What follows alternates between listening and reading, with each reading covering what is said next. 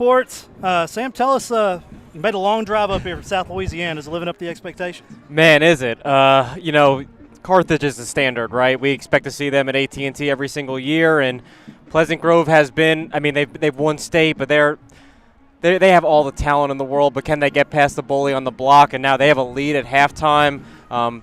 Coach Gibson's got some strategy with his offense coming down. They're not showing anything until the last second, but they're still draining the clock. They're trying to keep the ball away from those that dangerous Carthage offense, which every time they've touched the ball has moved down the field. It has lived up to the game, and then some. I'm anxious to see can they maintain momentum in the second half, like they grabbed it in the second quarter, or will Carthage turn it on to we see a different team basically in the second half? Yeah, we had John Thomas with us, man, at Harvard now. Flew all the way down for this day of football. Tell us your thoughts. Absolutely. Not only is it a great day for Pleasant Grove, Texas High, Texarkana, but football as a whole. And from this first half, man, we got a great game ahead of us. I love what I've seen from quarterback Akari Johnson. You've seen a lot of pressure in the backfield from Carthage, but Akari has made plays not only with his legs, but still keeping his eyes downfield. Found Jalen Wardley for a big almost touchdown catch, and also Torian Phillips for a big touchdown catch. I'm so proud with what I've seen of Pleasant Grove's offense today. I'm very unhappy with the officiating in this game, and I normally would never bring it up, but Pleasant Grove has not got one single call.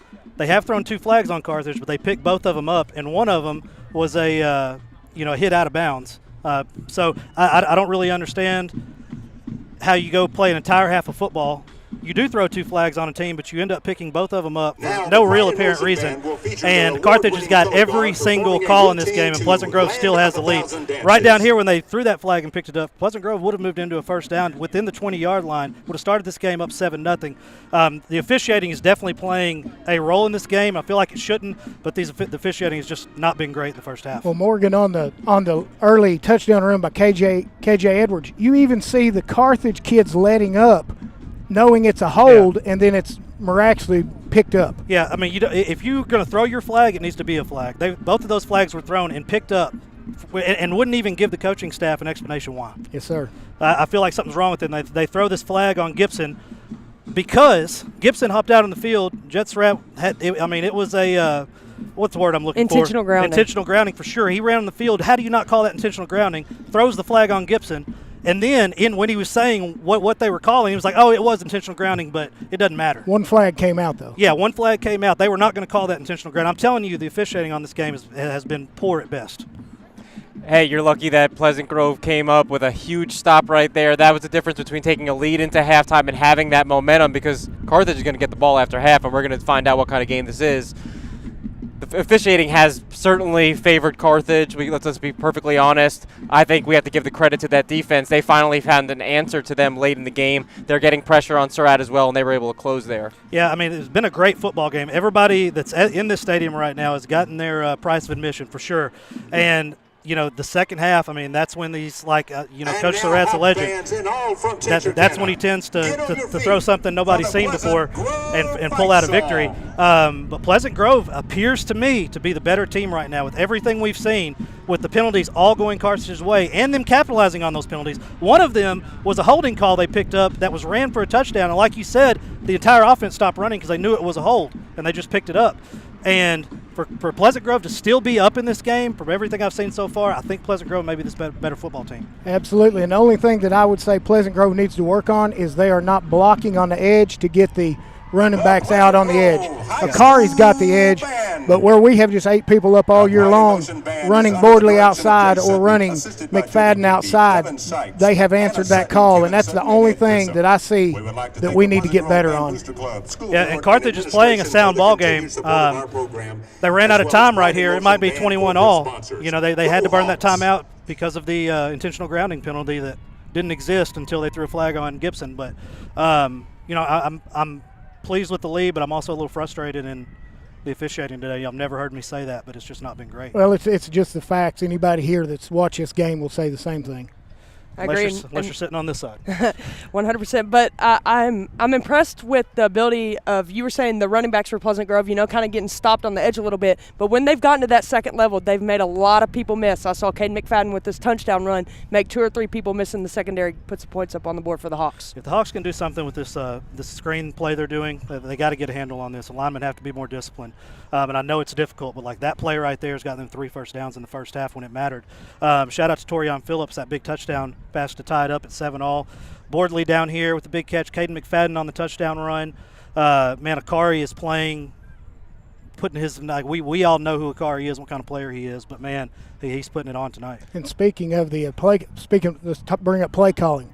On Caden McFadden's run, it's 3rd and 10, and they caught Carthage completely off guard and had the long run. Nobody expected that. I agree. I didn't expect it either. I did not either. But, Caden looked like a grown man coming through that hole, and nobody wanted to stick their head in there and Yes, find out if they could win. Hey, so, Sam, you cover the best high school players in the entire country, which typically means you cover the best teams in the entire country. So you've watched a lot of football. What do you foresee happening in the second half? Well, I'll say if Carthage is going to make a run, it's going to be behind 0. That's obviously their star player, and he's a sophomore. But we saw even on the holding call, his ability to run through contact for a sophomore. He's slippery. He's got incredible lateral ability and breakaway speed. You see how the Carthage coaches are trying to find ways to get him the ball, whether that's running outside, finding him on little screens, letting him run outside the numbers. He is really special. Last fall, a coach on Carthage had told me that he might be the best prospect that's actually come through here, and there's been a lot of college prospects that have come through Carthage. Wow. He's living up to it. On the Pleasant Grove side, Lance Jackson, I can't help but compare him to his older brother, but looking at him, he's bigger, he's broader, he's strong, he's tough, he's hard-nosed. I'd love to see them find a way. Obviously, the Carthage defenders are shadowing him and blanketing him every time he goes out for a pass. I'd love to see them find ways. He is also making his presence felt in that run game. He has put him guys on the turf. I love what I've been seeing out of Lance so far, the talented junior for Pleasant Grove. And you're saying he might be bigger, better, stronger than his brother. His brother's a top 3 prospect in the NFL draft. That's right. Well, year, so when Landon was this age, we all saw he was a toolsy sort of player. When you see Landon, man, he's like a big bear out there, and I love this. Pleasant Grove is getting pressure on the quarterback, but I'd love to see them unleash him. I want to see a little bit more from him as a pass rusher. I've been really impressed with him on the offensive side of the ball, which says a lot about a guy that's been recruited to play defense. Ben, you coached a lot of ball. What is Gibson going to have to do the second half? You're not getting calls. Go ahead. What do you foresee the second half looking like for Pleasant Grove they have to get pressure on with the defensive line. If they do that, it's going to bode very well for us because I think we're better in the secondary. I know they got some big play receivers, but I think we're better. Do you recommend blitzing, or do you just recommend kind of rushing 4 and hoping they get home? I think you can bring one linebacker, maybe one of those nickel backs, but you can't bring the house on them because they are too talented. Yeah. But if we can keep them, one-on-one matchups, we're going to win that most of the time. Agree. And there are 2 great coaches in this locker room right now coming up with the second half game plan. And, it doesn't get any better than these 2. 2 of the top 4A coaches in the state, of course, Surratt and Gibson. I'm really excited for this second half to see how this plays out. But, man, this has been a great football game. Yes, absolutely. And how do you celebrate Thanksgiving better with a doubleheader out in East Texas? 4 of the most talented teams.